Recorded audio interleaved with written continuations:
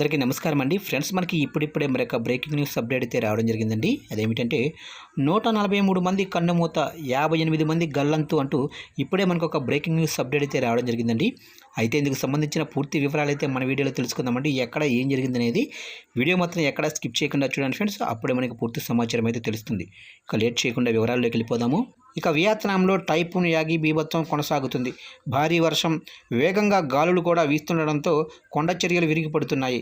వరదలకు పలు ప్రాంతాలు జలమయమయ్యాయి.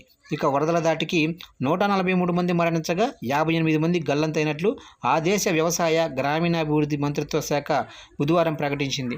ఇక మృతుల్లో 29 మంది కావో బ్యాగ్ ప్రావిన్స్కు చెందినవారు, 45 మంది లావో కై ప్రావిన్స్కు, అలాగనే 37 మంది యోనోభాయ్ ప్రావిన్స్కు చెందినవారు ఉన్నట్లు సమాచారం. ఇక క్యూయేట్ ధాంగ్ కమ్యూన్ గుండా ప్రవహించే డైక్ నదికి భారీ నీటి ప్రవాహం పోటెత్తడంతో వరద ముంచెత్తుతుంది. ఈ విషయాన్ని థుయోన్ క్వాంగ్ ప్రావిన్స్ స్థానిక అధికారులు ధృవీకరించినట్లు వియత్నాం అధికారులు మీడియాకు పేర్కొన్నారు. రాజధాని హనోయిలోనే ఎర్ర నదిపై వరద స్థాయి భారీగా పెరిగింది. దీంతో ప్రభుత్వం 3వ ప్రమాద హెచ్చరికను జారీ చేసింది. ఇక బుధవారం మధ్యాహ్నానికి అత్యధిక స్థాయికి చేరుకుంటుందని national centre for hydrometeorological forecasting అంచనా వేసింది. అలాగే దావో నది నీటి మట్టం పెరిగి దాని సమీప ప్రాంతాలు వరదలో చిక్కుకున్నాయని national centre for hydrometeorological forecasting పేర్కొంది. ఉత్తరాదిలోని నదులపై వరద నీటి ప్రవాహం ఎక్కువగా ఉంటుందని ఆ దేశ వాతావరణ శాఖ పేర్కొంది.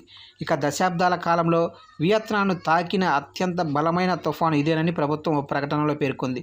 టైఫూన్ ప్రభావంతో గత శనివారం గంటకు 149 కిలోమీటర్ల వేగంతో గాలులు కూడా వీచాయని తెలిపింది. ఇక ఆదివారం బలహీన పడినప్పటికీ కుంభవృష్టి కొనసాగింది. దీంతో నదులు ప్రమాదకర స్థాయిలో ప్రవహిస్తున్నాయని ఆ ప్రకటనలో తెలిపింది.